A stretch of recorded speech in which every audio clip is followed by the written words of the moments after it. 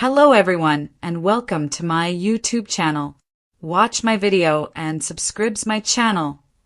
Grace has a panic attack after Bridget peppers her with questions. At Bill's apartment, Steffi and Hope notify Liam that his tumor is gone. Finn says he just looked at the scans himself. He'll be able to watch his little girls grow up. Will and Katie share big news. At Forrester, Brooke worries about the press release for Italy coming out. Ridge assures her they can still cancel if they have to because of Liam. Just then, Katie and Will burst in with fantastic news. They declare that Liam had experimental brain surgery that worked. He's cured. They all exclaim with gladness. Will enthuses about being able to spend more time with his older brother. Taylor decides to contact the hospital to see if she can get further information. Ridge pushes her to do so. They have people to thank. More. Return threatens this couple's future. Will and Ridge got into it about Bill. Will says he's grappling with guilt. Ridge won't forgive him anytime soon for what he did. He's the reason Luna was out of prison. He put my daughter in danger. Will thinks he's off to a good start with saving Liam. Brooke asks Taylor if she's heard from the hospital. All she knows is that Grace signed off on Liam's discharge. They all go over Liam being strong and how nothing is more valuable to him than his kids. Taylor still has questions, but what counts most is that he's going to live. Ivy misses Liam. In the design office, Electra asks Ivy whether she's okay. She knows the news about Liam has been hitting her hard. Ivy can't get past the unfairness of it all. Ivy, Electra, B&B. They go over how close Ivy and Liam used to be. Electra can see he still means a lot to her. Ivy says he was there at one of the lowest times of her life. Knowing his life is about to be cut short has made her realize how much she's missed him. More. What's next for Steffi and Hope? Ivy tells Electra that Liam's still the finest guy she's ever had. She runs down his list of traits and says he's the entire package. Electra giggles that he and Will didn't receive those attributes from their father. Ivy remarks happily, none of Bill's boys are like him.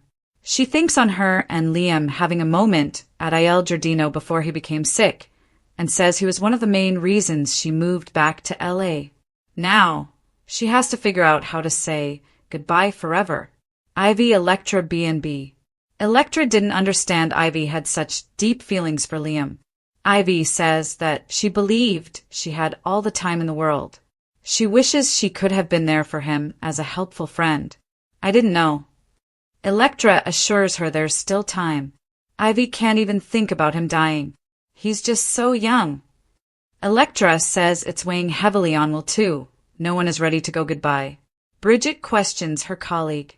At the hospital, Grace is typing on her lap when her phone beeps. She reads a note of profound gratitude from Bill and appears anxious. Bridget walks in and wants to speak to her about Liam Spencer. She challenges her about approving off on Liam being freed so fast. Bridget keeps doubting her decision until Grace says she doesn't have time for this discussion. Her phone rings and she eyeballs Bridget until she leaves. Turning back to the phone call, she continues, I was just about to call you. Bridget, Grace, B&B. More. Ashley Jones killer new flick. Liam makes a request. At Bill's apartment, he tells Liam that he just talked to Will and Wyatt and gave them the fantastic news. Liam wonders, it's really gone? They all assure him it is. He's going to grow old with them and remain with them for a very long time. Liam cries. Hope, Liam, Steffi, Bill, Finn, B&B. Steffi and Hope ask how he's feeling, and Liam admits he's exhausted. They want him to rest, but he wants to see his girls. Hope offers to phone the nanny and have her bring them over. Nearby, Finn asks Bill if he's had any more contact with Dr. Buckingham. Bill says none other than a text message. Finn marvels that this is a mind-blowing case. Bill agrees it's a miracle. Finn frowns. Bill, Finn, B&B. Suspicions grow. At the hospital, Bridget paces and thinks about Grace telling her and Finn that the mass in Liam's brain was inoperable. She then flashes to Finn, noting that releasing Liam so fast was not regular operating practice, and that it was quite weird. Bridget, B&B. In Grace's office, she sees an SMS showing the bank wire from Bill Spencer has been processed. She agonizes. More. The soap getting Summertail straight. Kelly and Beth are reunited with Liam. At Bill's apartment, Bill tells Hope and Steffi that when Grace came to him with the experimental surgery, he just had to go for it. Hope says they're grateful. Bill swears there is nothing he wouldn't do for his boy. He sits by Liam's bedside and tells him how pleased he is they got rid of the tumor. He apologizes for the Luna half of it. He'll never forgive himself for jeopardizing him.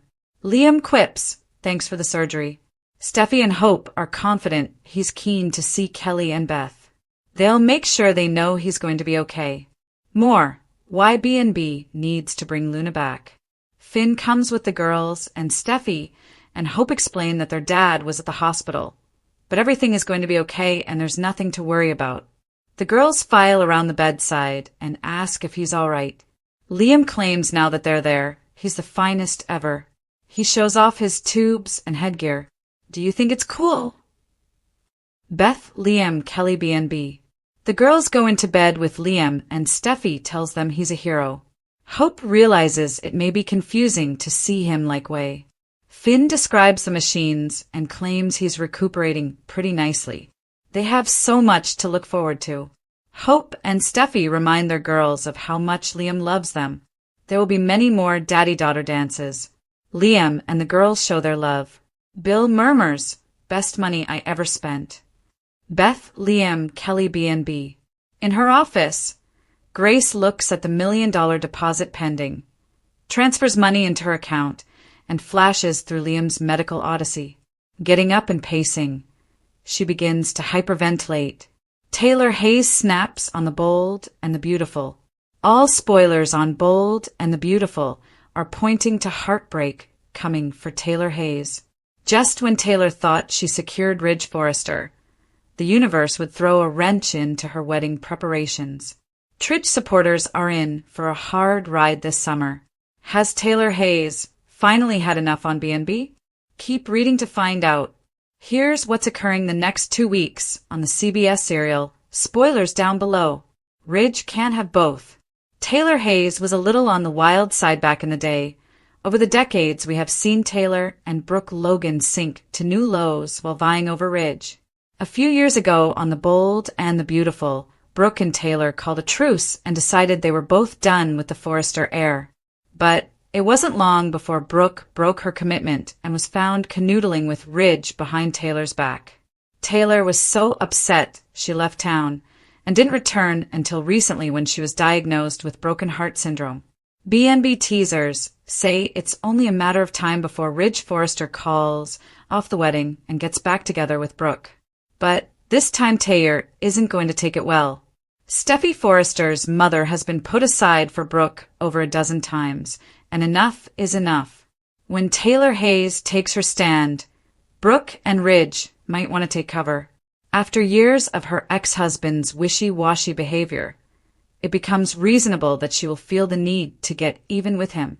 Taylor gets even. What better way to get back at your ex than to hook up with his nemesis? Will Taylor end up with Ridge's half-brother Nick Marone? Or will she go even lower and ride off into the sunset with Dollar Bill Spencer? Sleeping with Bill Spencer would undoubtedly ruffle Ridge's feathers. Grace has a panic attack after Bridget peppers her with questions. A 50,000-word paragraph drama. Grace Buckingham had always prided herself on her poise, her credentials, and her ability to walk through fire without a single strand of hair falling out of place. But today, in the dimly lit office of the hospital she'd once commanded with quiet power, none of those credentials could spare her from the inferno of shame swelling rapidly in her chest, like a tsunami threatening to engulf her whole. The walls, painted in peaceful blues and creams, appeared to close in with every beat of her heart as Bridget Forrester stood just feet away, her piercing eyes narrowing with the kind of medical suspicion that only another trained professional could wield with surgical precision. You signed off on Liam Spencer's release? Bridget asked again, her voice calm, measured, but deadly. The meaning behind her words was razor sharp. It wasn't just curiosity, this was an interrogation. Grace stooped slightly over her desk, her laptop still open and displaying the patient chart she'd been perusing, fought to retain her composure. Her throat was dry. Her palms were sweaty. Her heart was racing faster than it had during any surgery she'd ever performed. "Bridget, I have a patient waiting," she murmured, forcing a professional tone that barely covered the cracks beginning to develop in her facade.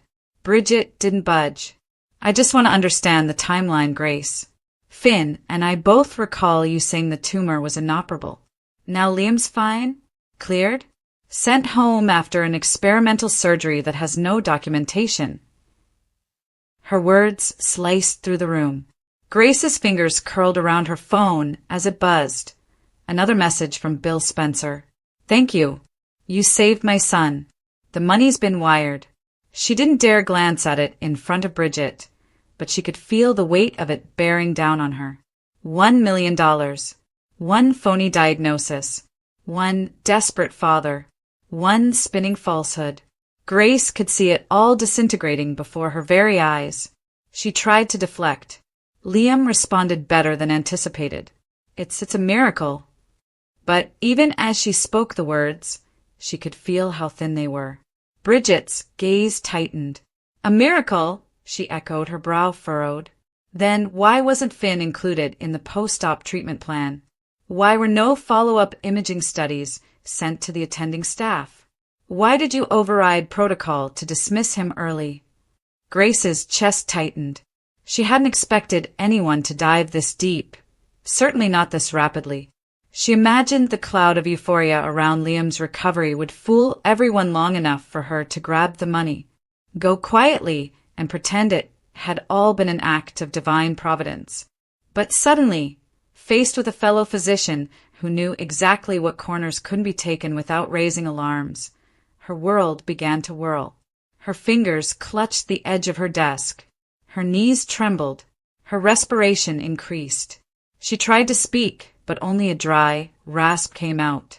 Bridget stepped forward, suddenly alarmed. "Grace, are you okay?" But it was too late. The room tilted. Grace staggered backward, her eyes wide as the floor seemed to slide out beneath her. She gasped for air, but couldn't find it. Her eyesight clouded. Her chest squeezed, and her heart pounded frantically. Panic attack. It hit her like a freight train. The years of medical expertise did little to halt it.